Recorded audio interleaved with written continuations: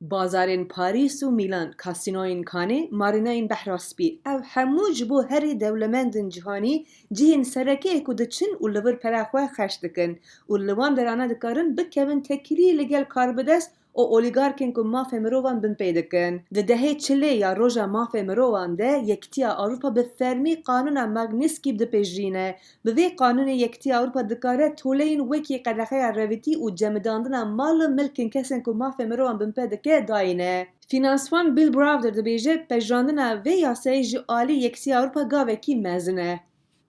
Countries that dictators and kleptocrats like to visit, like Diktatörên cîhanê gelek hez dikin ku biçin Fransayê, Sardinyayê û İspanyayê. Yani lêre tiştek heye ku wan dikişîne. Ji ber wê jî ger Qanûna Magnîtskî bi temamî bihê bicihînan, ez dibêjim ew bandoreke mezin li ser kiryarên kesên ku mafê mirovan bin pê dikin hebe.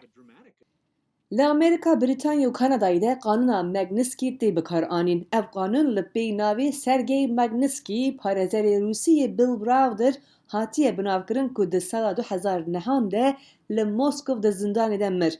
Piştî wî derbarê tekiliya karbidestên hikûmetê bi gendeliya $203 milyon bacê re rapor dabû. Li Yekîtiya Ewropa vê navê Magnîtskî bikar neyînin ji ber ku Hikûmeta Hollanda îdia kir ku bi bikaranîna wê hin dewletan hes bikin ku ev tên armançkirin.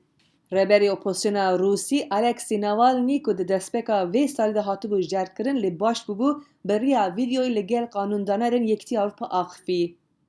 The main question we should ask ourselves why this Pirsa yekem ku em ji xwe bipirsin ev e. Çima ev mirowane tên jehkirin, tên kuştin. O bersiva wê pir hêsan e, ji bo pera ye. Ji ber vê yekê divê Yekîtiya Ewropa pera û oligarşiyên Rûsî armanc bigirin. Ne bi tenê oligarkên kevin, lê yên nû ku li derdora Putinên, divê ew bibe armanca serekeyên toleyan.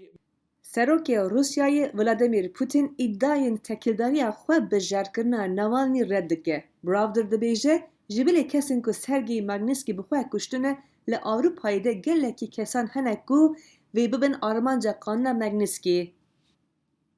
the killers of Jamal Khashoggi, the 19 Saudis plus Mohammed bin Salman. Gujerên rojnamegerê Washington Post Cemal Kaşıkçı, 19 Saudiyên û Mohammed bin Salman divê lîsteyê dabin. Karbidestên Çînê ku tev li genosîda Uygur bûne, karbidestên Çînê ku tev li tepasserkirina Hong Kongê bûne, rejima Lukashenko, karbidestên Burmayê ku tev li genosîda Rohingyayê bûne. Ew hemû mînakin.